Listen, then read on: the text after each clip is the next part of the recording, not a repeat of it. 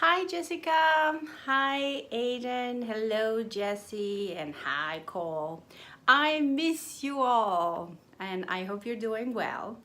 I've been enjoying following Aiden's performances and seeing the pictures online. It's absolutely incredible how much the boys grew. Um, I just wanted to tell you, Aiden, that I'm very proud of your progress. And right now, I just wanted to share with you some of the tips that I, you know, had to work with when I was a kid growing up and trying to make things feel easier while playing. So I'm thinking of the right hand, the right arm to be more specific.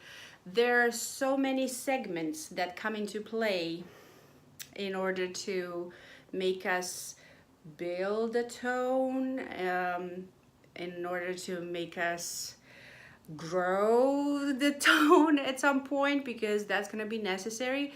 So I've been thinking of a couple of things that I believe it would be fairly easy to um, approach, and here's one of them. So in order to make sure that we talk about aligning properly the right hand, right? So we don't want to look like this. We don't want to look like this either, where the elbow is way over the wrist line, okay? This is definitely gonna help us have a heavier, a deeper tone and a more powerful, but we're at risk at having squeakiness added to it and overall lack of quality. So we don't want to go there where we're pressing hard onto the strings.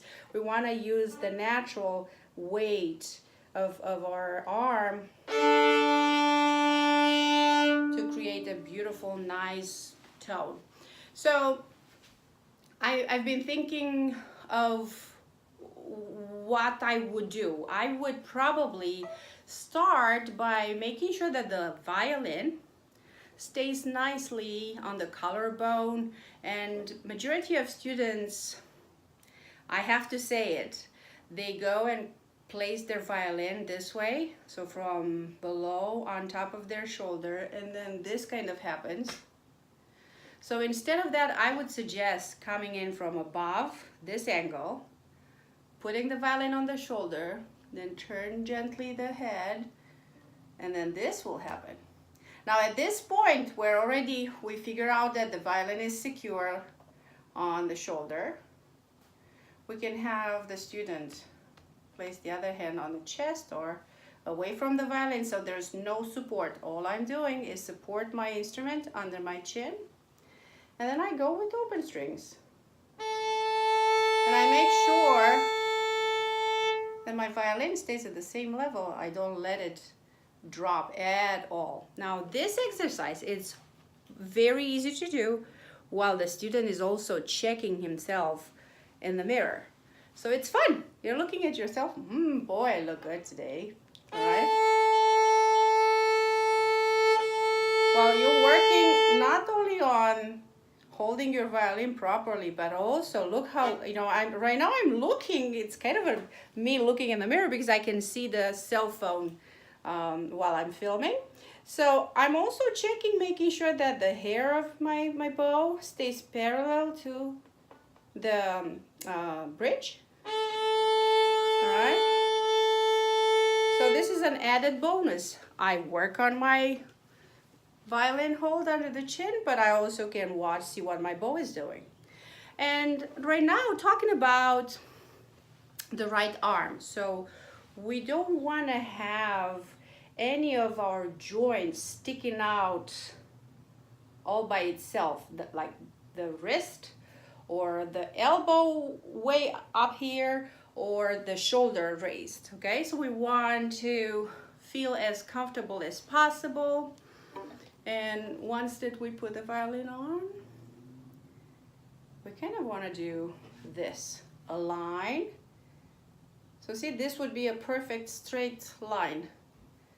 But this is pretty much like they do in the army when they ask everyone to stand tall and not to move.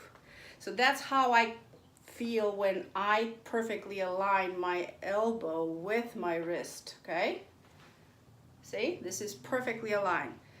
If I drop it a couple of millimeters, then I can play like this for an hour. It's not dropping, it's not very low, okay? I don't have this going on, but it's just a couple of millimeters under. I hope the angle can be seen easily, all right? So this with a very low shoulder, it's gonna allow me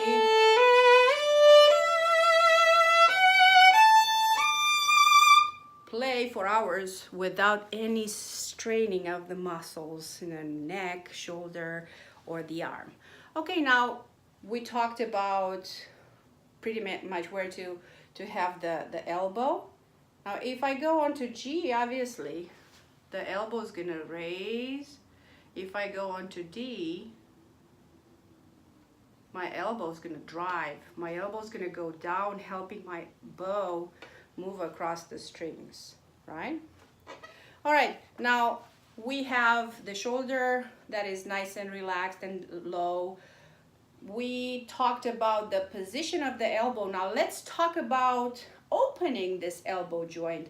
And for this, I have a very easy exercise. I hope I can find the right spot to show you. So sometimes the bow moves, and tell me if this looks familiar.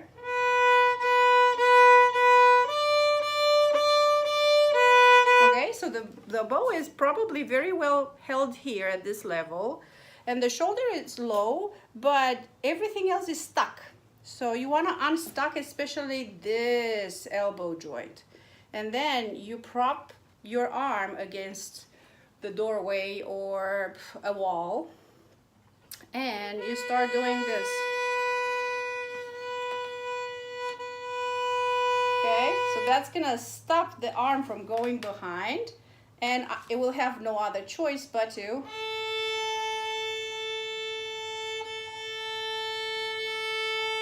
nicely relax and open. Okay, so that's about the second point where we should become more flexible.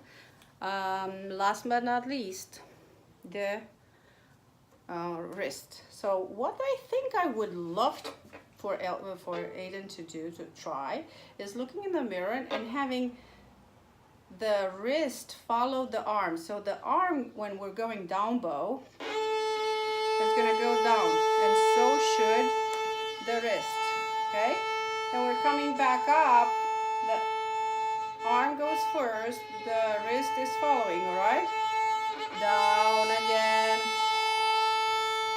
up again. It's pretty much like I'm sitting down and my wrist is sitting down with me, and then I'm standing up and my wrist could go, not much, but could definitely go a little bit higher.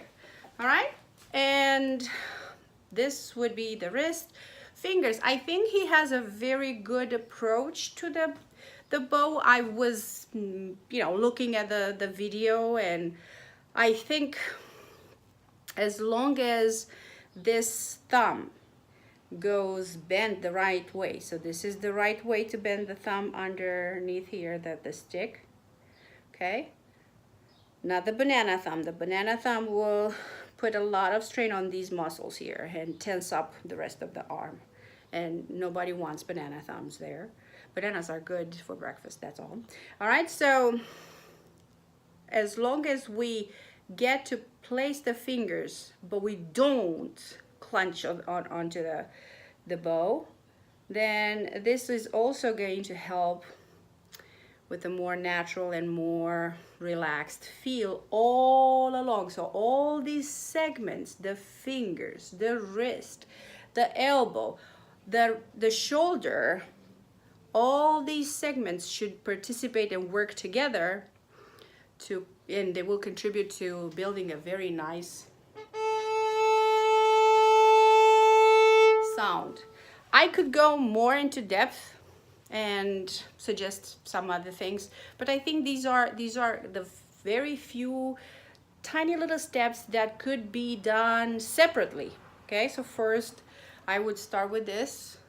Make sure that the head, from what I observed, was a little bit tilted this way. So you wanted to have the most natural position, like you would play air violin.